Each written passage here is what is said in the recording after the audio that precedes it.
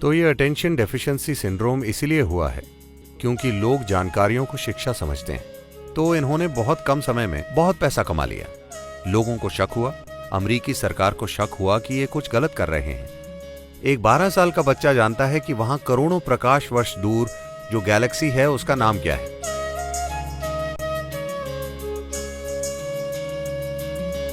अगर आप मेरी बातों पर ध्यान नहीं देंगे तो क्या आपको पता चलेगा मैं क्या कह रहा हूं? नहीं, जीवन का हर पहलू इसी तरह है ना?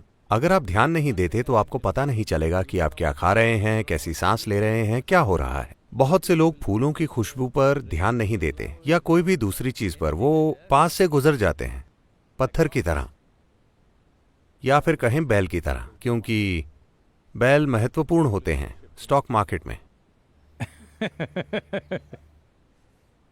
तो ये विकास प्रक्रिया में पीछे जाना हुआ।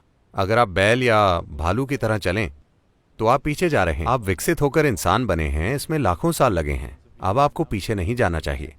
इंसान होने का मतलब है, इंसान के बारे में अनूठी चीज ये है कि हम वही चीजें करते हैं जो जानवर करते हैं। बस यही है कि जो जानवर करते हैं हम भी वही करते हैं, लेकिन हम उसे जागरूक होकर कर सकते हैं। यह बहुत बड़ा फर्क है। और किसी चीज को जागरूकता से करना तब तक संभव नहीं होगा जब तक आप उन चीजों पर पर्याप्त ध्यान नहीं देते जो आप करते हैं या नहीं करते। विशेष रूप से वो चीजें जो आप नहीं करते, आपको उन पर पूरा ध्यान देना चाहिए, वरना वो आपके अंदर घुस जाएंगी। तो ये अटेंशन डेफिशिएंसी सिंड्रोम इसीलिए हुआ है क्योंकि लोग जानकारियों को शिक्षा समझते हैं। फिलहाल हमारी पूरी शिक्षा व्यवस्था ही ऐसी है। आप पर जानकारी का ढेर डाल देना। आप जितनी ज्यादा जानकारी का ढेर लगाएंगे किसी दिमाग में, या कहें कि बचपन से जानकारी डाली जाए, तो उसकी ध्यान देने की रुचि उतनी ही कम हो जाएगी। क्योंकि कुछ भी जाने बिना जानकारी आपको एक झूठी भावना देती है कि आप सब जानते हैं। यह अब एक फैशन बन गया है। आज अगर आपको एक डिनर पार्टी में आमंत्रित किया गया है तो आप गूगल पर 100 करोड़ आकाशगंगाओं की जानकारी ढूंढते हैं। उन सभी को नंबर और नाम दे दिए गए हैं, ठीक है? वो 567 BZ, वो गैलेक्सी, उसके बारे में आपके पास कुछ जानकारी है। आप गूगल पर जाते हैं, 2 वाक्य उठाते हैं और पार्टी में जाते हैं।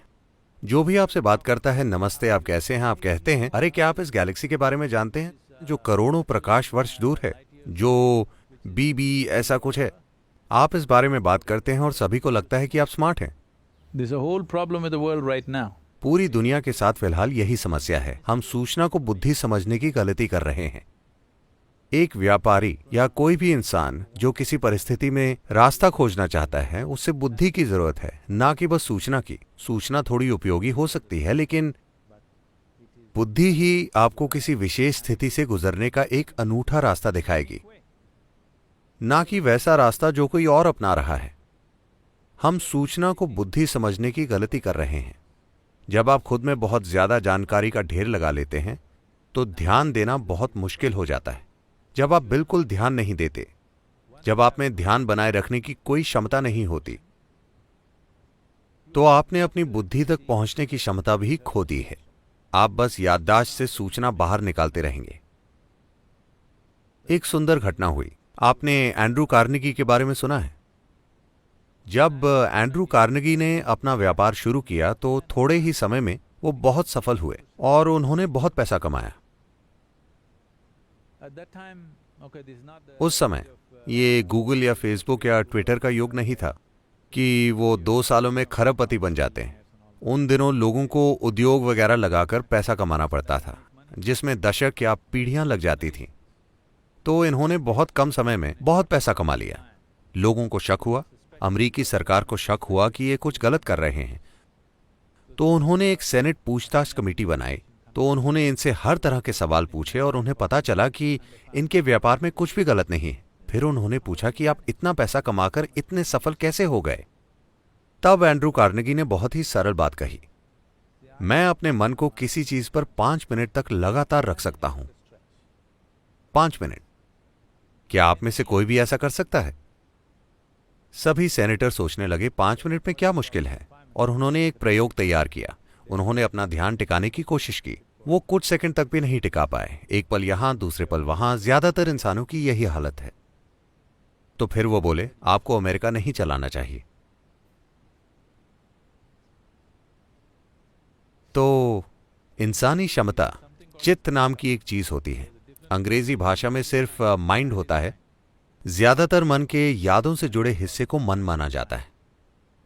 योगिक सिस्टम में मन के 4 मुख्य पहलू हैं।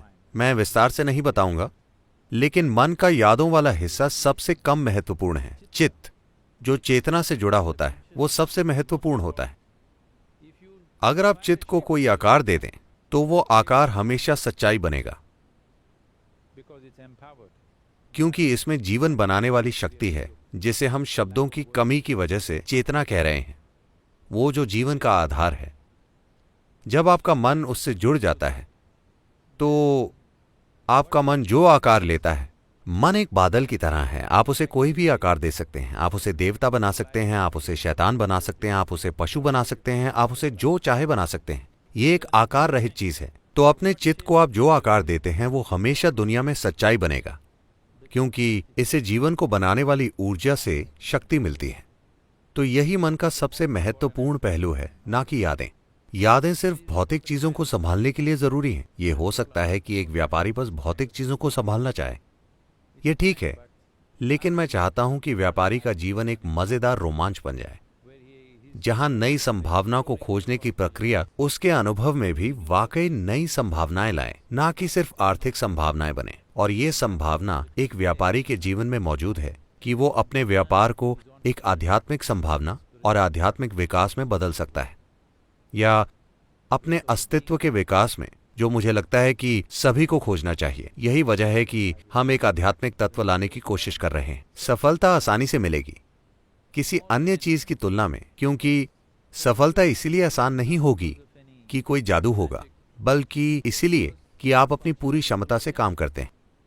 अगर आप जानते हैं स्कूलों में 3 टांगों वाली दौड़ होती है। आपकी 3 टांगें होने पर भी आप धीरे भागते हैं, 2 टांगों से आप तेज भागेंगे, है ना? 3 टांगों से आपको ज्यादा तेज होना चाहिए अगर आप सिर्फ संख्याओं को देखें तो। लेकिन ये ऐसा है, ज्यादा सूचना के साथ। ज्यादा सूचना का मतलब है कि जो चीज आपकी नहीं है उसे आप अपनी यादों से जोड़ लेते हैं और उसके आधार पर अपनी पहचान बना लेते हैं। आप जितना ज्यादा वैसा करते हैं, आप उतने ही कम असरदार बनते जाते हैं। लेकिन फिलहाल हमारी पूरी शिक्षा व्यवस्था जानकारी देना है, और इंटरनेट मौजूद है।